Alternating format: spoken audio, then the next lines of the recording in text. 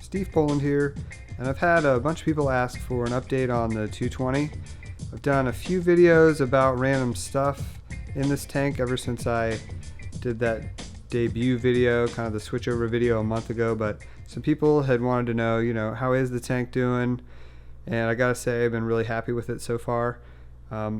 If you saw last week, I built a canopy for it, so I did a build video on that. People kind of said I didn't show the finished product maybe enough, like a full shot with the lights on of the tank and the canopy and everything, so I'll make sure I include that at the end of this video because I'll have to have the lights on, and if I have the lights on in this room it's really hard to film the tank, so be on the lookout for that at the end of the video. But as for the tank itself, it's been pretty great. Really like having a bigger tank like this.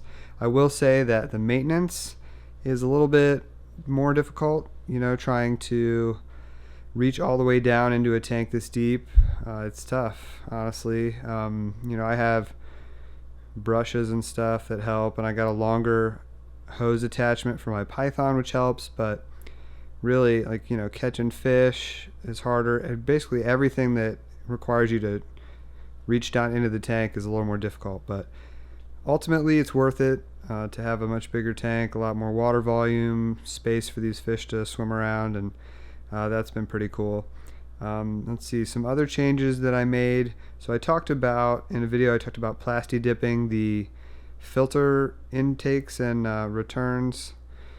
So as you can see, really from right now you can barely see them, and I've got the lights turned up quite a bit because if I don't, when I make a video like this, it's really hard to see anything. And I like a pretty dark tank just to look at. If you were here in person and I had it at its normal kind of dimness, you wouldn't really feel like it was super dim, but if I showed it on camera it would look that way. So but even with the lights way up like this, standing back here you can hardly see those. But what I wanted to say is that since I made that video about doing the plasti dip, and since I put everything in, since this tank is so deep, I put a couple of, there's kits that you can order for these. They're the Eheim installation sets. There's actually extender kits you can get that have a couple of extra tube lengths. So I did that and made it so that all of those, if you can see them back there, they are all much lower now. And I don't love having the returns super close to the sand because sometimes they'll get sand in them, but I do like having them that close because it really helps with keeping the debris out of the tank and into the filters. So haven't really talked about this a ton, but one thing that is key for this aquarium and for my display tanks in general, and I've tried to do this for a while now, so these rocks are set up kind of in a long row in the middle of the tank, and that's very intentional because it allows me to have these 4 filters, and really the FX5 that's on the side here is, if you can see, it's just pointed up, but these other 3 are all pointed. They're in series here, and they're all pointed the same direction so that the water all flows and does a big swirl around the tank, and it really helps eliminate a lot of the debris. As you can see, I didn't vac this like right before this video or anything. There just isn't a lot of waste that collects down on the substrate. It all goes around, and between the filter movement and the fish movement, it gets swept up and in. You can see there's a little bit that's collected like right between these 2 rocks here, but that's about it. Like, it's really not bad.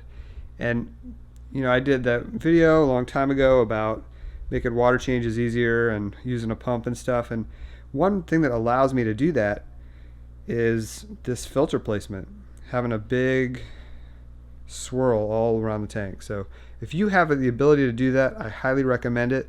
But like I said, I had to extend those tubes down because I wasn't getting the swirl and the movement on the substrate that I wanted. I was having too much waste collected, and I kind of thought, it's probably because in my old tank in the 125 those came much closer to the substrate. So that's been really good.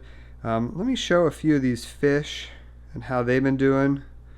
Got the white lips here. He is doing awesome. It's one of my favorite fish. Taiwan Reef is doing awesome. These dragon bloods that I got at the auction are really good. See if everybody cooperates. Okay, so this is a kobu that came from the cichlid shack. It's my most recent fish, and he is so colored up. Man, he's great. Show quality right out of the box. Could not be happier with this fish. You see, I've got a couple guys that are dinged up a little bit, like this guy. He's gotten chewed up a bit. It's just kind of gonna happen, unfortunately. That little guy was sold as a German red, and he's been coloring up a lot. Got his egg spots going, as you can see. That is the Giselle from Butch at Southeast Cichlids, and he's really nice. I also had a blue dolphin in here that I lost recently, just randomly. One of those that you hate, where you just come down one morning, no aggression. He hadn't been nipped up or anything, just gone. No idea why. It's really frustrating. Bicolor, it's really hard to have him show up on camera because he's so dark. Let's see if anybody else will come out and let us see him. A lot of them are hanging out up here at the top. Blue Neon got dinged up probably yesterday, because out of nowhere he's had some fin damage there. Let's see who else will cooperate. It's the only thing about a tank this big. Got a flametail in the back there, who's really nice. But yeah, it's hard to get everybody.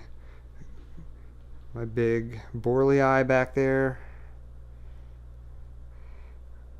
This is another guy from the ACA convention. This electric blue that's just really nice. Again, he was like show quality right when I got him. I've enjoyed growing these fish out a lot. You know, if you've been following me for a long time, you know when I first got into peacocks and haps, I got a lot of really young fish and grew them out, and that's been awesome. Don't get me wrong, I really enjoyed doing that, but it's also been nice buying some bigger fish, especially since they've got to come in here and hold their own. So it really has been nice. Sunshine, he's been a real slow grower. He's really nice looking, but just hasn't grown that quickly. I wish he would. So anyways, that's some of the fish that are in here. I do have a bunch of Synodontis that hang out and zip around back there. Both Petricola and Multipunctatus. There's a bunch of them. Some of them hang out. We'll see if we can probably can't see it too well on camera. Back behind my overflow box, there's probably 3 or 4 of them back there. You just can't see them at all. They like to hang out back there, and then of course in the rocks. But yes, everybody except for that dolphin that I lost, everybody is doing pretty well. This tank is I'm pretty proud of it now, so very happy with it. So those of you who wanted to know how things were doing, hopefully this was a decent update for you. Again, like I said, I will include a little bit of footage here at the end of the tank and stand and canopy with some lights on in the room, so you can see how all of that looks. So thanks everybody. Let me know what you think down in the comments.